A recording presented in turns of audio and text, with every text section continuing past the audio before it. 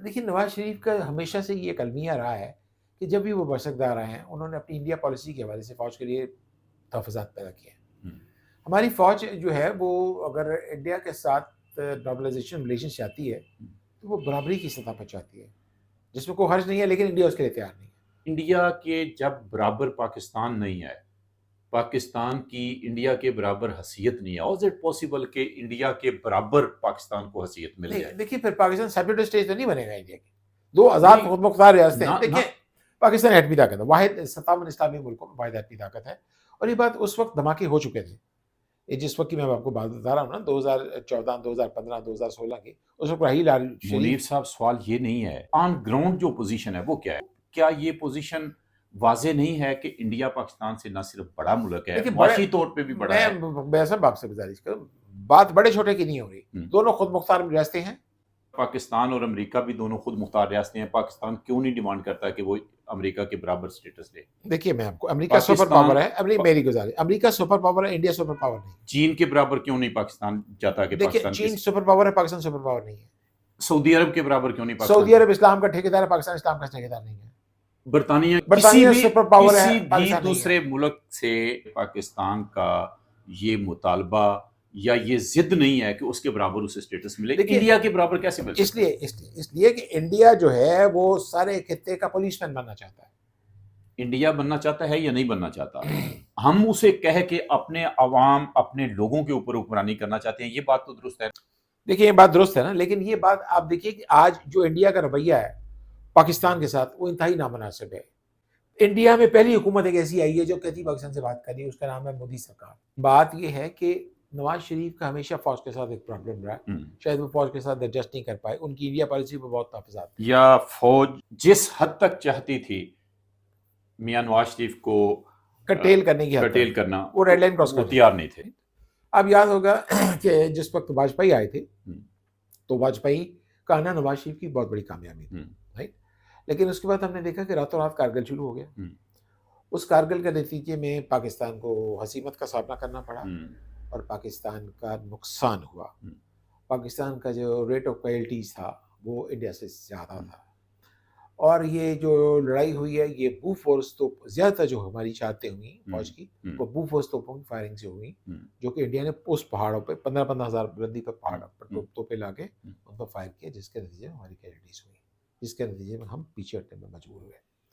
देखिए, नवाज़ शरीफ पहले prime minister हैं, जिन्होंने हिंदुस्तान के साथ नॉर्मलाइज़ेशन ऑफ रिलेशंस की अहमियत को समझा है, हुँ, राइट? ये एक बहुत मुनफ़रद बात है। हुँ, ये बात किसी पहले प्राइम मिनिस्टर ने दी। नवाज़ शरीफ पहले प्राइम मिनिस्टर जिसने कहा हिंदुस्तान के साथ ट्रेड की जाए। हुँ, इंडिया के साथ अगर ट्रेड होती है तो ये जो महँगाई की शरह है ये बिल्कुल नीचे आएगी। 1 महीना लग जाएगा, 2 महीने लग जाएँगे। लेकिन सवाल ये है कि जब अगर पाकिस्तानी मंडियों में अगर इंडिया का माल बिकेगा तो हमारी जो लोकल इंडस्ट्री वो कहाँ जाएगी? ये एक बड़ा संजीदा सवाल है। चीन का माल पाकिस्तान की मंडियों में बिके, बिके तो वो तो कोई मसला पाकिस्तान नहीं, को फ़र्क नहीं कोई पड़ता, वो फ़र्क नहीं। इंडिया पाकिस्तान का बर्दाश्त बिकेगा करता तो है। वो फ़र्क पड़ेगा। ठीक है ना? हाँ, उसकी वजह ये है कि इंडिया के साथ हमारी एक जन्म-जन्म की दुश्मनी है। फ़ौज का एक मौक़िफ़ है उस हवाले से। फ़ौज को आप नज़रअंदाज़ नहीं कर सकते, हुँ, हुँ, ठीक है ना? चाइना का माल अगर बिकेगा तो चाइना कोई एडवर्सरी नहीं है। हुँ। चाइना का पाकिस्तान के साथ बॉर्डर है 590 किलोमीटर क्योंकि का। चाइना के हम सब सर्विएंट बनने के लिए तैयार हैं। नहीं, हम देखिए हम इसलिए बनने को तैयार हैं कि चाइना हमारा लॉन्ग टाइम एलाई है। चाइना ने हमें हमेशा 65-71 की जंगों में हमारी मदद की है। इंडिया हमारा जो है वो पिछले जन्म-जन्म से दुश्मन है। तो चाइना अपनी इंडिया दुश्मनी की वजह से पाकिस्तान को इस्तेमाल कर रहा है।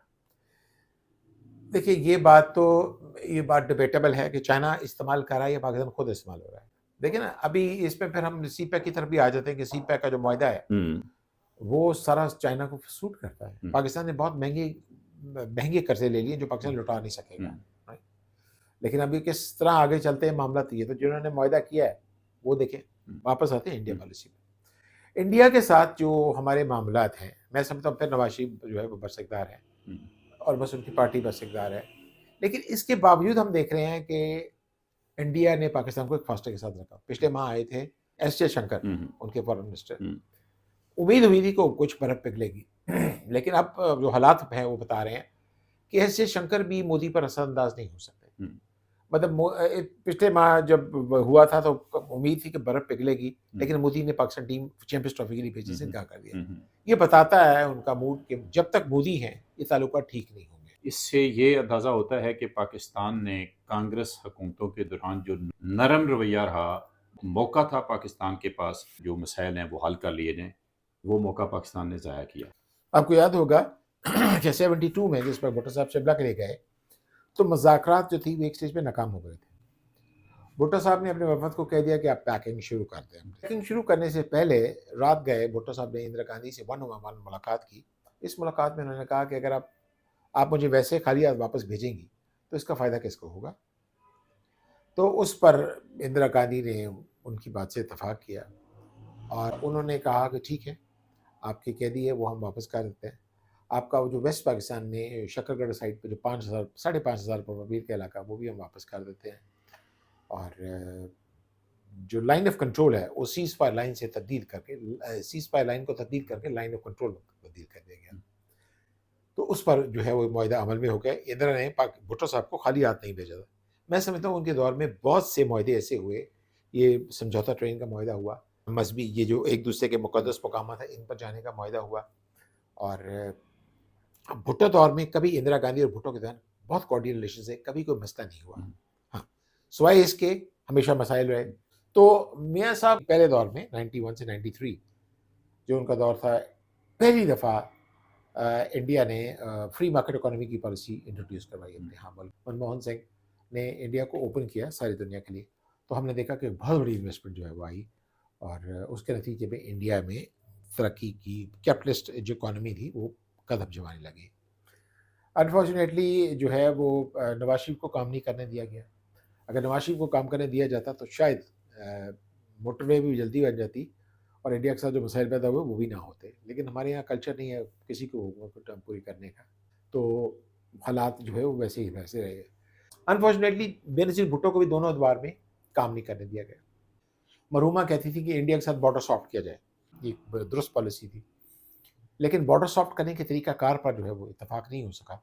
इसी दौरान उनकी हुकूमत को उनके मुँह बोले भाई फ़ारूक लुगारी ने चत्ता कर दिया और फिर नवाज शरीफ बर इक़्तिदार आ गए। जब नवाज शरीफ बर इक़्तिदार आए तो उन्होंने वाजपेयी को बुलाया, जैसे मैं पहले अर्ज़ कर चुका हूँ, और फिर वाजपेयी के बाद मुशर्रफ ने कारगिल कर दिया, तो फिर ताल्लुकात एक तवील अर्से तक ख़राब हो गए।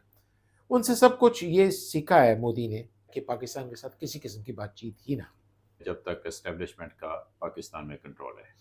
देखिए एस्टैब्लिशमेंट मैं गुजारिश करूँ, एस्टैब्लिशमेंट जो है वो एक हकीकत है, आप उसको माइनस करके नहीं कर सकते पाकिस्तान की सियासत। लेकिन अब ये एस्टैब्लिशमेंट को भी समझना होगा कि हिंदुस्तान को माइनस करके जो है वो इस खत्ते में अमन नहीं हो सकता। अब वो ज़माने गए, वो जो दिल्ली का लाल किला था और जो कश्मीर में वो फतह के हरेरे थे, वो ज़माने नहीं रहे। ना तो पाकिस्तान कश्मीर फतह करने की पोजीशन में, ना दिल्ली का लाल किला फतह करने की पोजीशन में। मेरा ख्याल इन दोनों स्टैंड से नीचे आके बात कर लें, सेटलमेंट हो जाती है।